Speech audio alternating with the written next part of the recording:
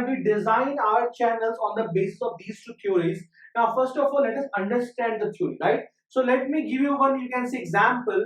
Let us say that I have a trapezoidal channel or a trapezoidal canal. Okay. Now you have understood about the sediment transport mechanism. Okay. Now this is the transport. This is the you can say a channel, and it is an unlined channel. Let us say that it is an unlined channel or canal, because in India, to form a lined canal, it's very costly, right? And in a developing country, we generally go with the unlined channels. Okay, okay. Let us say we have an unlined channel or canal. Some water is flowing with a velocity, let us say v. Some water is flowing with the velocity of v, right? Okay. Now this channel or this canal will have a certain velocity that is known as a critical velocity. The same that we studied in the sediment transport, we have the critical shear stress. So this channel will have a certain critical velocity of flow. If the velocity of water is greater than the critical velocity, then a scouring will take place. Now let us say that it is V1 and we have the critical velocity as V0. Now the case number 1, if V1 is greater than V0, then what will happen? Scouring will take place. So it will happen like this. The scouring will take place. And let us say case number 2.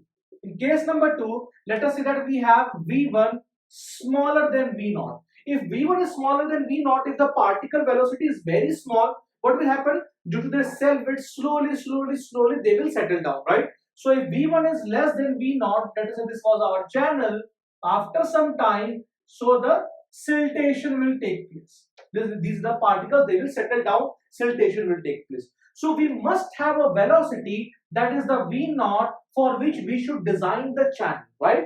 We should design the channel such that there is no silting and no scouring, right? So there was a scientist, we can say scientist, so he was an engineer, by the way, right? So he was an engineer with PWD Punjab before partition of India. His name was R.G. Kennedy. R.G. Kennedy. R.G. Kennedy. So he was an executive engineer, right? So what he did is that he was actually posted in Punjab before partition, right? And when he was posted, he constantly looked at a channel. There was a, you can say, a canal between river Ravi and Bias. These were the two rivers. Between these two rivers, there was a, you can say, there was a channel or a canal on which he used to study every day, right? So he found that when water is flowing with a velocity, there is some turbulence at the bottom of the channel. There is some turbulence. There are some eddies which are actually generating, and these eddies, they generate at the bottom of the canal and they travel or they go up to the surface of the canal. And due to these eddies, we have some velocity of the particles that either scouring or siltation can take place. Clear? Now he found that the velocity of that actually the region in which he studied all these you can say all these experiments he did is known as the Upper Bari Doab area. Upper Bari Doab area. Because students, this question has already been asked in many examinations, that where did the Kennedy perform the experiments, right? So he performed his experiments in the Upper Bari Doab area, right?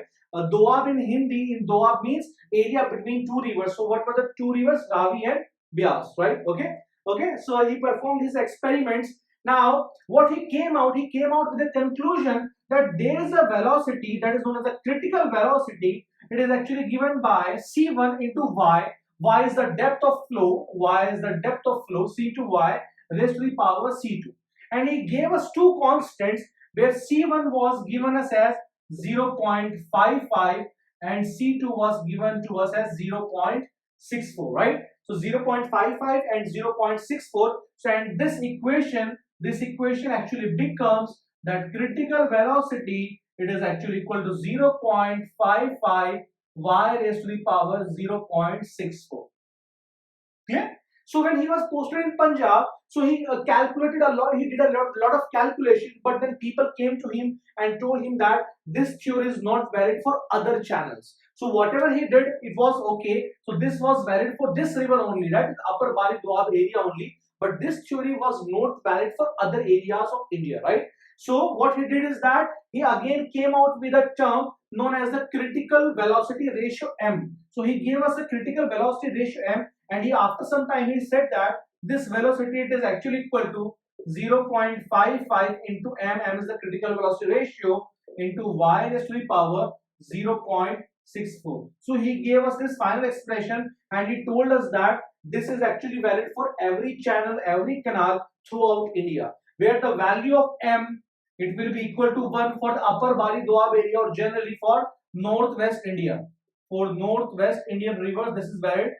That is m will be equal to 1, right? And the value of m will be equal to 1 to 1.2 for South Indian rivers, because South Indian rivers have coarser particles, right? For South Indian rivers, South Indian rivers or channels or canals, right? And he said that the value of m will be equal to from 0.7 to 1 for the lower, you can say lower areas of Indus and Ganga, right? Lower areas of Indus and Ganga. Lower areas of Indus and Ganga, right? So this is the value of m which Mr. Kennedy gave us, right? So this was a theory given by Kennedy, right? But obviously this theory had a lot of drawbacks. So what were the drawbacks? So in the theory which was given by Kennedy, he did not consider the size of the particles. That is known as the silt factor. He did not consider silt factor, which plays a very important role. Also, he told us that the eddies that actually generating at the bottom of the channel, but he did not consider the eddies which are actually generating at the side of the channel also. So it did not consider any eddies which will be generating at the side of the channels also, right? So to overcome all the drawbacks given by Kennedy, although his theory was very good, but obviously it had some drawbacks, right? Okay, and this, you can say, this channel in which there is no scouring and no siltation is known as a regime, right? Let me write it here. So channel with no scouring and no siltation is termed as a regime, regime. So he gave us a name, known as a regime, right? That these are the stable or the regime channels in which neither a siltation nor a scouring takes place, right? Okay, so to overcome the drawbacks of Kennedy, another scientist, he was also an engineer, civil engineer, his name was Lacey. So Lacey also performed his experiments.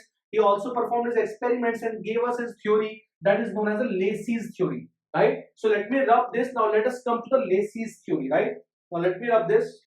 I hope you are getting it, because this is important, right? Because many questions have been asked directly in past previous year GATE examinations as well as some other examinations, right? So this is important. So now let's come to the Lacey's theory, right? Obviously, it had a few drawbacks, which I have already told you. Kennedy's theory had a few drawbacks, right? So Lacey's told us that there are three types of regimes, right? So Lacey's told us that we have three types of regimes. So we have, first one is the initial regime. First one is the initial regime, right? So in initial regime, he told us that you keep everything constant. That is, the discharge is also constant, right? Or the discharge is also constant, and you can say the velocity is also constant, area is also constant, wetted parameter is also constant. But the thing that you are changing is that you just change the bed slope. Just change bed slope, and after changing bed slope, you will getting a velocity. You will be getting a bed slope at which the channel will have a non-scouring and non-silting velocity. That is the regime, right? So he said that just change the bed slope, keep everything constant, you will be getting a condition of regime, right? But actually that is not valid, because he did not consider, while giving this initial regime theory, he did not consider the environmental condition, the side conditions, right? He did not consider conditions. He did not consider, right? So he did not consider while giving it, right? So he did not consider, you can say, site conditions, right? He did not consider site conditions, because this theory is actually valid for a particular site only. but for different sites this theory is not valid. Hence we can say that Lacey's theory is not valid for initial regime, right? So Lacey's theory is not valid, for this regime. The second type of regime which Lacey defined is known as the true regime. Right? So Lacey told us that in true regime, he made everything constant. That there will be a particular discharge, there will be a particular wetted parameter, there will be a particular slope, there will be a particular area of cross section at which there will be no silting, no scouring will take place. Right? So do you think that generally it is possible? So there will be only one thing. It means that it is an artificial channel. Only in an artificial channel this thing can take place. If it's a natural channel, this cannot take place. Simple, right? So you can say that true regime, it is valid only for artificial channels.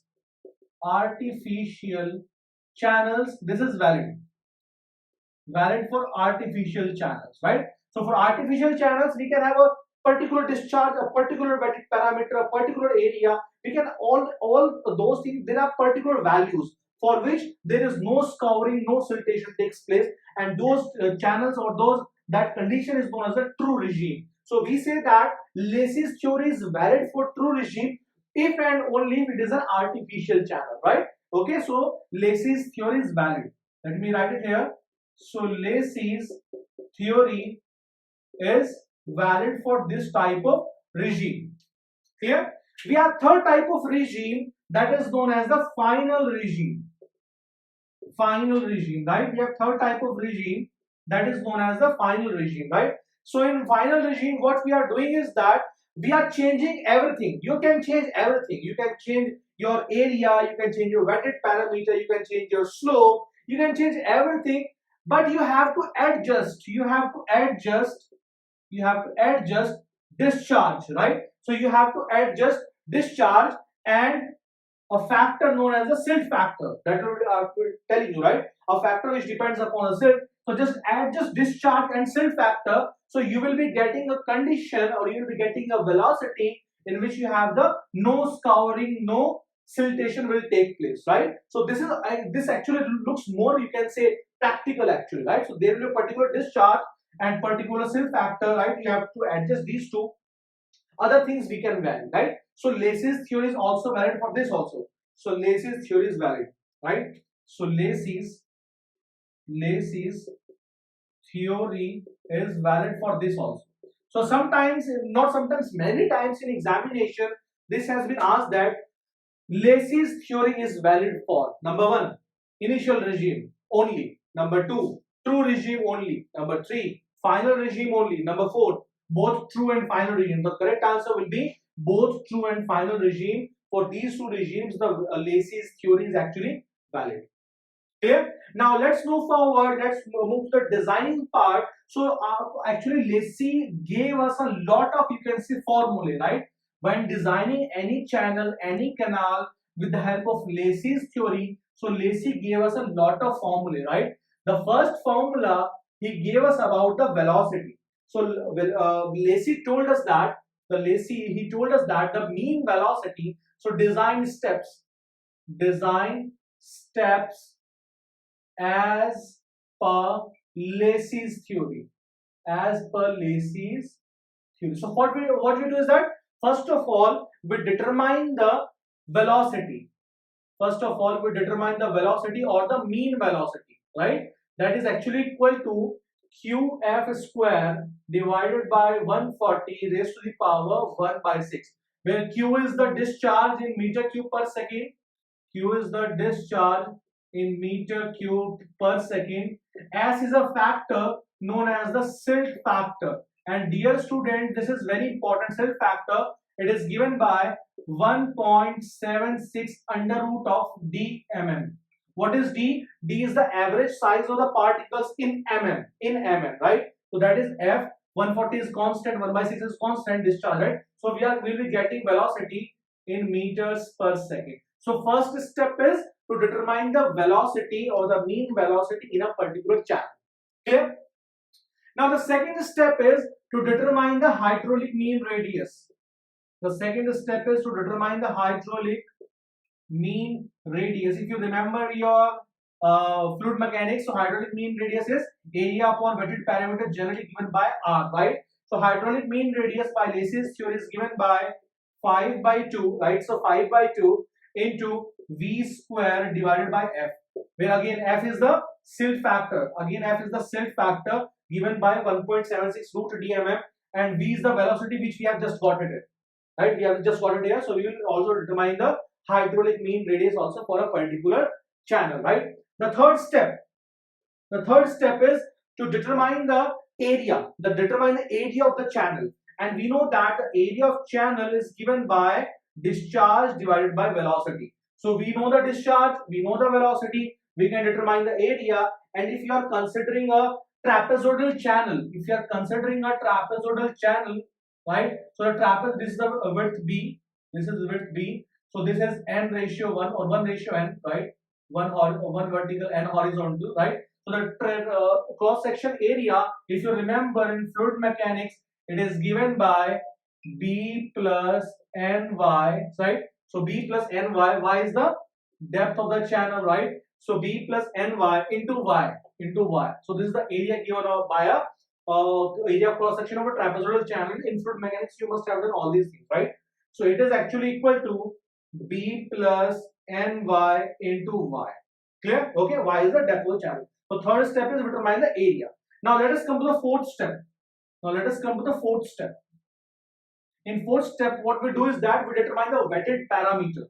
So wetted parameter, you know, so this is the wetted parameter, the parameter which has actually been wetted by the fluid, right, or the water. So Lacy gave us a formula that wetted parameter is given by 4.75 under root of Q, and in fluid mechanics you must have done that the wetted parameter of a trapezoidal channel is given by B plus 2y under root of 1 plus n square, because this is actually equal to 1 plus n square y into under root of 1 plus n square. This is also equal to y into under root of n plus n square. So 2y under root of 1 plus n square and divided by, plus b, right? So b plus 2y under root of 1 plus n square.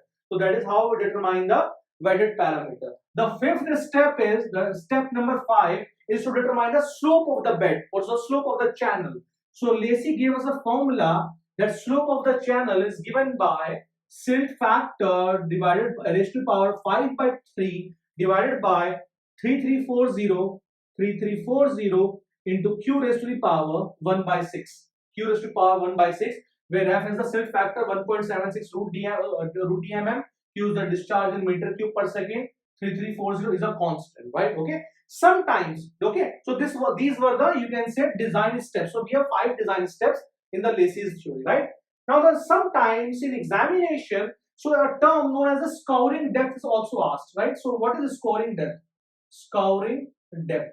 So sometimes in examination it is asked what is scouring depth, or what is the formula of a scouring depth. So scouring depth is given by 1.35 small q square divided by s raised to the power 1 by 3. Raised to the power 1 by 3, where small q, if you remember your hydraulic jump and energy, if you remember there in fluid mechanics, your small q is total discharge per unit width of the channel. Per unit width of the channel, let us say it is B, so width of the channel as B. Clear? So I hope that you have understood the design steps as per the Lacy's theory. And dear students, this formula is very important. Many times question has been asked. This formula is very important. The silt factor, right? About the hydraulic mean radius, very important. So whatever is important, you can say, encircling it with a red marker. This is very important, dear students, right? This is very important, very important, right? And obviously the scoring that I have already told you many times question have been asked from this topic, so scoring depth is also important, right? I cannot do anything in this. I cannot make you understand how to learn this formula. You have to make some trend so that you can learn the formula. There is no derivation, everything is just experimental. Okay, so you just have to learn this formula. Again, I am telling you have to learn all these formulae, very important, right? If you learn this formula, then Lacey's and Kennedy's theory is just a cakewalk for you. Clear? So I hope that you have understood the, you can see, the design of a channel with the help of a Lacey's as well as the Kennedy's theory. Now let's move forward and solve some numericals on the topic of design of a channel by the Lacey's and Kennedy's theory. Thank you.